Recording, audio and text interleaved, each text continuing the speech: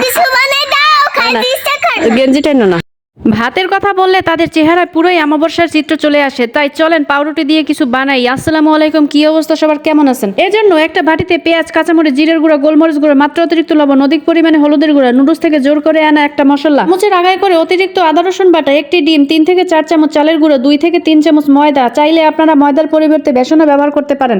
এরপর মেশাতে মেশাতে ঠিক এই পর্যায়ে চলে আসলেই হয়ে যাবে এনে মেশানো। এখন খুবই অবহেলিত 3 পিস পাউরুটি নিয়ে অতিরিক্ত ধারালো একটা যন্ত্র দিয়ে এভাবে কেটে কুটে নিতে হবে। কাটিং সেটিং করার পর ওই যে গেল বছর বানিয়ে রেখেছিলাম মিশ্রণটা, সেই মিশ্রণটাকে আবার খুঁজে বের করতে হবে। খুঁজে বের করে তারপর এরকম ভাবে মেখে মেখে নিতে হবে। যেভাবে গায়ে হলুদ দেওয়া হয় ঠিক সেভাবে মাখিয়ে নিলেই হবে, কোনো অংশ যাতে বাকি না থাকে। প্রত্যেকটাকে তো জোর করে মাখিয়ে দিলাম। এখন আর কি ইঞ্জিনে ব্যবহারকৃত তেল নিতে হবে কতগুলো, নিয়ে তারপরে যে পাশে মেখেছিলাম সেই পাশ দিয়ে দিতে হবে। এভাবে চিন্তা করে দেখলাম না অপর পাশটায় দেওয়া উচিত, তাই অপর পাশটা এভাবে করে দিয়ে দিলাম, একেবারে পুরোটা ঢেকে ঢেকে। এখন এক পাশ করে এক পাশ এভাবে পুড়ে ফেলা পর্যন্ত বাঁচতে হবে। যখনই দেখবেন পুড়ে পুড়ে গিয়েছে তখনই মনে করবেন যে ভাজা হয়ে গেছে। এই যে কান দিয়ে একটু দেখেন, এভাবে পুড়ে ফেলে ভেজে নিতে হবে সবগুলোকে। এটা খেতে এতটাই বাজে রকমের মজা ছিল যে মনে চাইতেছিল এখনো আবারও খাই। ঘরের মধ্যে অবহেলিত ভাবে যদি পড়ে থাকে পাউরুটি, তাহলে কিন্তু এভাবে না বানিয়েই নিতে পারেন। তাহলে আর কি আমি খেতে থাকি, আপনারা দেখতে থাকেন, আর মনে চাইলে না বানাতেও পারেন।